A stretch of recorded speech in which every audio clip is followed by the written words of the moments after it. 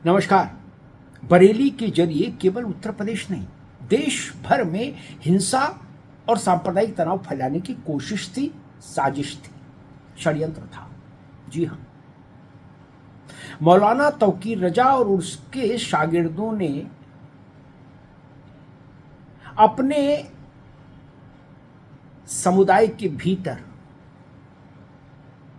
ये अपील की थी कि इस बार हिसाब चुकता कर लेना है और अगर इसके लिए जरूरी हो, जरूरत पड़ जाए तो पुलिस वालों का कत्ल भी कर दिया जाए। सोचिए, पुलिस वालों का कत्लेआम, कितनी बड़ी घटना घटती, उसका इंप्लीकेशन क्या होता। बरेली में 2010 में मायावती के समय में जो दंगा हुआ था वो भी पीछे छूट जाता, उससे बड़ा दंगा होता। ये पुलिस की हत्या का षड्यंत्र छोटा षड्यंत्र नहीं है कि पुलिस का कत्लेआम कर दो। और ये केवल कहा नहीं गया, ये बात एफआईआर का हिस्सा है जो मैं कह रहा हूं आज। इसलिए मैंने कहा कि षड्यंत्र बड़ा है, इसके पीछे कई चेहरे अभी निकलकर सामने आएंगे, तहकीकात में देखेगा। योगी आदित्यनाथ ने कहा ना कि जो इस तरह की उपद्रवों अराजकताओं के पीछे हैं, जो पर्दे के पीछे खेल रहे हैं, उनका हाल भी छांगुर जैसा होगा। तो पर्दे के पीछे खेलने वाले कौन है ये अब समझिए। तौकीर तो सामने है, लेकिन पीछे कौन है तौकीर के? उसको भी तो बेनकाब होना चाहिए जो तौकीर के पीछे है। पुलिस से वायरलेस सेट छीना गया, पुलिस से उसके असले छीनने की कोशिश की गई, नाकाम। पुलिस के डंडे छीनने की कोशिश की गई, पुलिस पर देसी तमंचों से, कंट्री मेड असलहों से फायरिंग की गई। बरेली में धारदार हथियार से हमला किया गया पुलिस वालों पर। पुलिस वाले घायल हुए हैं, कहीं यहां कटा है, कहीं यहां कटा है, कहीं पांव कटा है। यह स्थिति बनी है, पुलिस का रक्त बहा है। पत्थरबाजी तो एक उसका छोटा सा हिस्सा है, बड़ा हिस्सा यह था कि अराजकता पैदा करके पुलिस के असलहे लूट लो और पुलिस वालों को जिबह कर दो। सोचिए कितनी खतरनाक साजिश थी, और किसके नाम पर? आई लव मोहम्मद के नाम पर।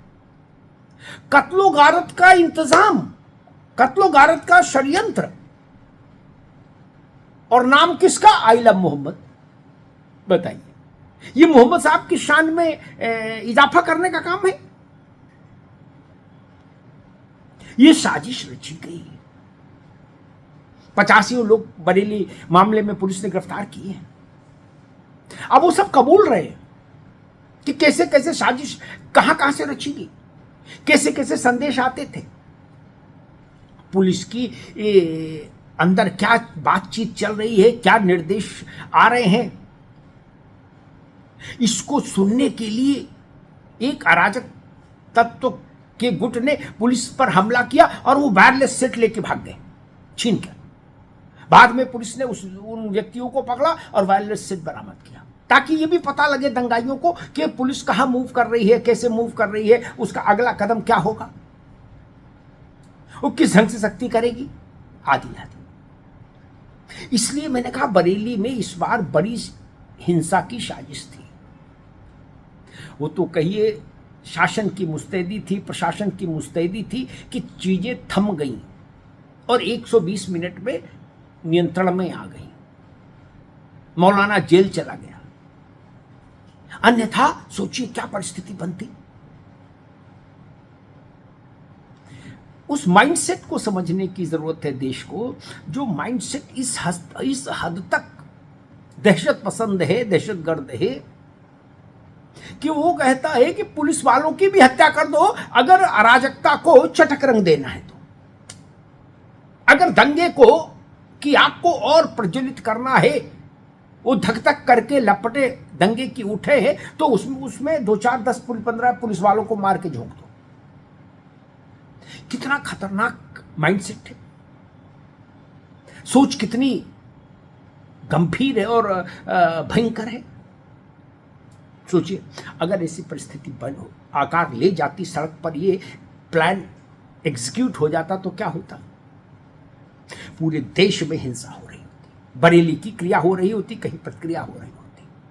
उत्तर प्रदेश में तो कम से कम 10-12 जगह बवाल होता ही होता, देश में भी कई स्थानों पर बवाल होता। मुझे नाम लेने की जरूरत नहीं, कौन से संवेदनशील स्थान है, सब जानते हैं। वहां इसकी प्रतिक्रिया होती, परिस्थितियां विकट हो जाती देश के लिए। केवल उत्तर प्रदेश का मसला नहीं, केवल बरेली का मसला नहीं। इसलिए अब जरूरी यह है कि बरेली के मास्टरमाइंड्स को सामने लाया जाए। तौकीर रजा सामने आ गए, तौकीर रजा के चेले सामने आ गए, चेलों के चेले भी सामने आ गए, जेल गए, उनका डेंटिंग पेंटिंग हो रही है, आगे भी होगी। लेकिन क्या तौकीर रजा के पीछे भी कोई लोग हैं? क्या कुछ ताकतें ऐसी हैं जो तौकीर रजा को रिमोट से चलाती हैं? क्या वो ताकतें राजनीतिक हैं? क्या वो ताकतें विदेशी हैं? क्या उनका संबंध सीमा पार से है? सीमा पार की कुख्यात एजेंसियों से है? उनकी फंडिंग कहां से हो रही है? उनको भीड़ का सपोर्ट कहां से हासिल हो रहा है? बहुत सारे मसले हैं। और फिर मैं कहूंगा, जैसा मुख्यमंत्री ने कहा कि जो लोग पीछे से हवा दे रहे हैं इस उपद्रव को, उनका हाल छांगुर जैसा होगा। तो जो पीछे से हवा दे रहे हैं उनको सामने लाया जाना चाहिए। ये वक्त की मांग है और ये इस वक्त सबसे ज्यादा जरूरी है। वो अनावृत नहीं होंगे चेहरे तो कहीं छांगुर नाम होगा, कहीं अतीक नाम होगा, कहीं मुख्तार नाम होगा, तो कहीं मौलाना होगा, रजा, तौकीर रजा। लेकिन ये सिलसिला चलता रहेगा। इसलिए जो पीछे की ताकतें हैं, ये वक्त की मांग है, उनको सामने लाया जाना चाहिए और उनको कानून के हवाले किया जाना चाहिए। तब बरेली जैसी घटनाओं पर स्थायी रूप से अंकुश लगेगा, स्थायी रूप से विराम लगेगा। धन्यवाद।